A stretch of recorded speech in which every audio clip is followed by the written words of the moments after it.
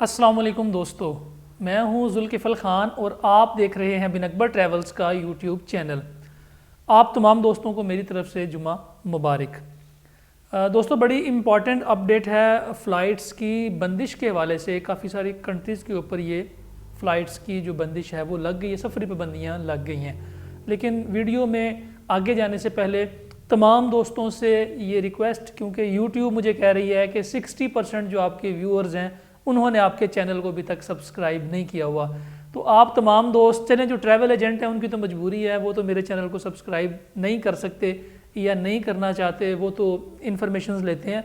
बाकी ऐसे तमाम दोस्त जो मेरी वीडियो को देखते हैं, इन्फॉर्मेशन लेते हैं और वो चाहते हैं कि उनको ये इन्फॉर्मेटिव वीडियोस टाइम पे मिलती रहें, तो चैनल को सब्सक्राइब कर दें। क्योंकि जिन्होंने चैनल सब्सक्राइब किया होता है उनको फिर नोटिफिकेशन चला जाता है कि हमारी नई वीडियो आ गई है। तो जब नोटिफिकेशन चला जाता है तो वीडियो आपको टाइम पे मिल जाए, इन्फॉर्मेशन आपको टाइम पे मिल जाए, तो उससे आपको जो ट्रैवलिंग होती है उसमें काफ़ी आसानी हो जाती है। और हमारी भी कोशिश ये होती है कि आपका टाइम ज़ाया किए बगैर इन्फॉर्मेटिव वीडियो आपको बना के दी जाए। तो सबसे पहली रिक्वेस्ट तो ये है। और दूसरी रिक्वेस्ट एक आप तमाम दोस्तों से है कि हम एक कुरानदाजी करने जा रहे हैं इस साल के एंड में, यानी 31 दिसंबर को अनाउंस करेंगे। इससे पहले भी हमने एक यूएई का विज़िट वीज़ा अनाउंस किया था। इससे पहले भी हमने एक दोस्त है हमारे नुमान, उनकी वीडियो भी हमने चढ़ाई हुई है, उनको दिया था वीज़ा। तो 31 दिसंबर को इंशाल्लाह हम कुरानदाजी करेंगे। तो जितने भी सब्सक्राइबर्स होंगे हमारे, जिन्होंने चैनल को सब्सक्राइब किया हुआ है, चूँकि उन्हीं का डाटा ही हमारे सामने आता है जब हम डाटा एनालाइज करते हैं, तो ऐसे तमाम सब्सक्राइबर्स जो रेगुलरली हमारी वीडियो को देख रहे हैं, लाइक भी करते हैं, कमेंट भी करते हैं, तो उनके दरमियान हम इंशाल्लाह इस कुरानदाजी को करेंगे। और किसी एक खुश नसीब को इंशाल्लाह हम यूएई का विज़िट वीज़ा बिल्कुल फ्री में देंगे। तो ये आप तमाम दोस्तों से दो रिक्वेस्ट थी जो करनी थी। चलते हैं असल टॉपिक की तरफ, और वो है हमारी जो नई अपडेट है। सफरी पाबंदियाँ लगाई गई हैं काफ़ी सारे ममालिक के ऊपर, और ये सफरी पाबंदियाँ जो हैं, पहली बात यह है कि सिर्फ 15 दिसंबर तक हैं।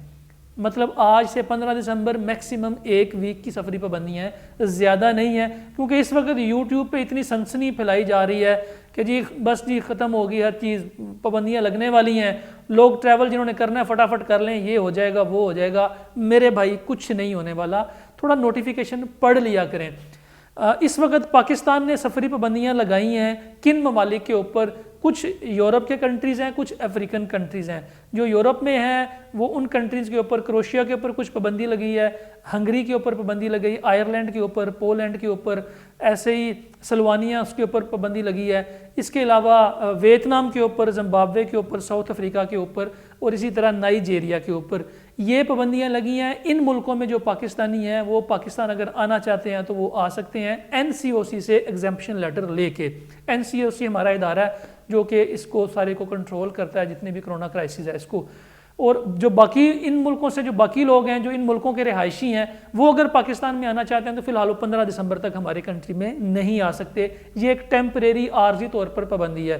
इसलिए जिन दोस्तों ने या आपके अगर कोई अजीज़ इन कंट्रीज़ में रहते हैं और वो पाकिस्तान में ट्रैवल करना चाहते हैं तो आप उनको ये चीज़ें इन्फॉर्म कर सकते हैं। लेकिन फ़िलहाल पाकिस्तान के ऊपर किसी भी मुल्क ने किसी भी किस्म की कोई पाबंदी नहीं लगाई।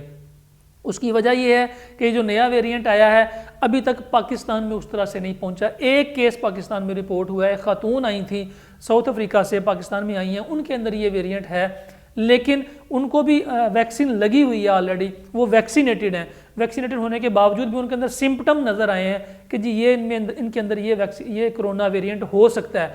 लेकिन फ़िलहाल पाकिस्तान के जो अपने केसेस हैं उनमें कोई ऐसा केस सामने नहीं आया कि जो पाकिस्तान में जो लोग रह रहे हैं इनके अंदर ये वेरिएंट आके फैला हुआ हो।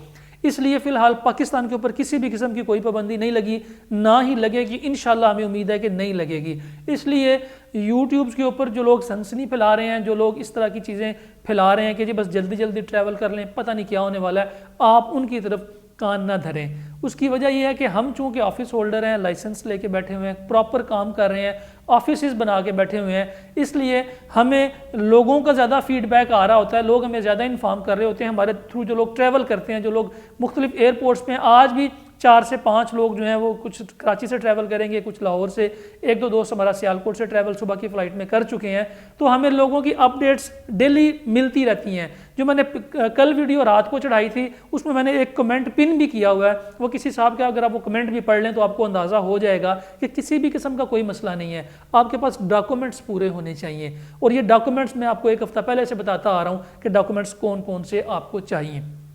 इसके अलावा जो एक इम्पॉर्टेंट अपडेट है वो है डिजिटल पासपोर्ट के हवाले से। मैंने आज से 1.5 महीना पहले एक वीडियो बनाई थी, बल्कि 2 महीना पहले एक वीडियो बनाई थी कि पाकिस्तानी पासपोर्ट डिजिटल होने वाला है। और आप नीचे कमेंट्स पढ़ें तो आपको हंसी आएगी कि लोग कह रहे थे भाई तुम तो पागलों वाली बातें कर रहे हो, ये डिजिटल पासपोर्ट क्या होता है। ये कोई डिजिटल पासपोर्ट नहीं है, ना ही पाकिस्तान कोई इतना एडवांस्ड कंट्री है कि ये डिजिटल पासपोर्ट बनाने जा रहा है। मैं आपको बता रहा हूँ कि पाकिस्तान एशिया में पहला मुल्क है जो डिजिटल पासपोर्ट बनाने जा रहा है, और ये जनवरी 2022 से इंशाल्लाह स्टार्ट भी हो जाएगा। डिजिटल पासपोर्ट होगा क्या, वो आपका सिंपल एक कार्ड होगा, चिप वाला कार्ड। हो सकता है कि आपका आईडी कार्ड ही आपका डिजिटल पासपोर्ट बन जाए। अगर ये नहीं होगा तो आपको एक चिप वाला कार्ड बना के दे दिया जाएगा, जिसको आप जस्ट स्कैन करके एयरपोर्ट से आप इमिग्रेशन से गुजर सकेंगे, जिसमें आपका इमिग्रेशन का टाइम बचेगा, आपका बोर्डिंग का टाइम बचेगा, आपका वहाँ पे जिस कंट्री में भी आप जाते हैं वहाँ पे अगर डिजिटल पासपोर्ट की फैसिलिटी मौजूद होगी तो वहाँ पे भी आपका टाइम बच सकेगा। ये सिंपल एक चिप वाला कार्ड होगा और ये इंप्लीमेंट होने जा रहा है। ये कोई कहानी नहीं है, कोई स्टोरी नहीं है, कोई थ्योरी नहीं है, ये वाकई इंप्लीमेंट होने जा रहा है। और आपका जो पेजेस वाला पासपोर्ट है वो कन्वर्ट होने जा रहा है डिजिटल पासपोर्ट के अंदर। लेकिन चूंकि कुछ कंट्रीज अभी भी स्टिकर वीज़े दे रही हैं, पासपोर्ट्स के ऊपर स्टिकर लगा रहे हैं, इसलिए साल 1.5-2 साल तक जो है जो हमारी ओल्ड कॉपी है पासपोर्ट वाली वो भी चलेगी और साथ में डिजिटल पासपोर्ट भी चलेगा। यानी कि दोनों चीज़ें एक वक्त में काम करती रहेंगी जब तक कि टोटली ये सारा कुछ डिजिटलाइज नहीं हो जाता।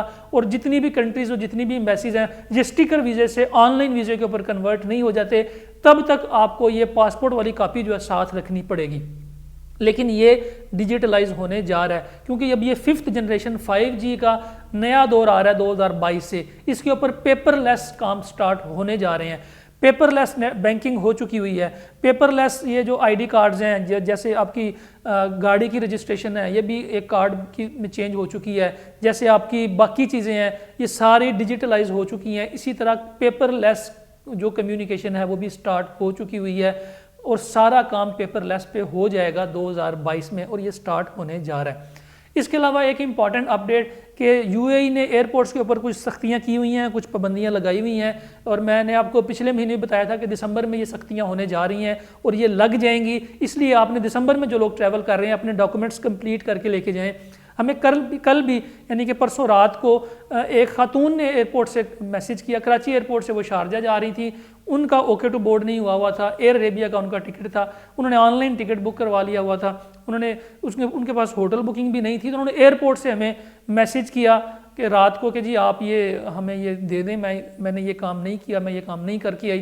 तो मैंने आपकी वीडियोस देखती रहती हूँ, तो हमने उसी वक्त उनको रात के वक्त ये हमने सर्विस दी और उनको उनकी बोर्डिंग जब तक वो करा के शारजा एयरपोर्ट नहीं पहुंच गई हम उनके साथ रहे और उनसे हमने फीडबैक भी लिया कि आप हमें बताएं कि आपको कि क्या कुछ पूछा गया है। उन्होंने बताया कि एयरपोर्ट पे अगर शो मनी नहीं है तो आपके पास होटल बुकिंग लाजम होनी चाहिए, आपके पास ओके टू बोर्ड लाजम होना चाहिए, वापसी का कंफर्म टिकट होना चाहिए, आपके पास इंश्योरेंस जो है, जो वीज़े के साथ इंश्योरेंस आती है वो भी चेक करते हैं। दिसंबर में स्पेशली इसकी काफ़ी सख्ती हुई है। इसके अलावा आपका कोरोना PCR टेस्ट और रैपिड PCR टेस्ट की रिपोर्ट और वैक्सीन कार्ड या सर्टिफिकेट ये आपके पास होना चाहिए। कुछ लोग एक वैक्सीन लगवा के भी ट्रैवल कर चुके हैं, यानी कि अगर कैंसनो की 1 डोज लगी हुई है तो उस पर भी ट्रैवल कर गए हैं। कुछ लोग जिन्होंने साइनोवैक की भी 1 डोज लगवा रखी है वो भी ट्रैवल कर गए हैं। लेकिन आइंदा आने वाले दिनों में 15 दिसंबर के बाद इसके ऊपर भी सख्ती कर दी जाएगी। अगर आपकी दोनों डोजेज नहीं लगी हुई तो फिर आप ट्रैवल नहीं कर पाएंगे। इसलिए एयरपोर्ट पे जाने से पहले ये काम लाजमी कीजिएगा, अपने तमाम डॉक्यूमेंट्स कंप्लीट करके तो फिर आप जाइएगा। अब तक के लिए इतना ही। अपना और अपने साथ रहने वालों का खास ख्याल कीजिएगा और चैनल को ज़रूर सब्सक्राइब कर दें। मुझे दें इजाज़त। अल्लाह हाफिज़।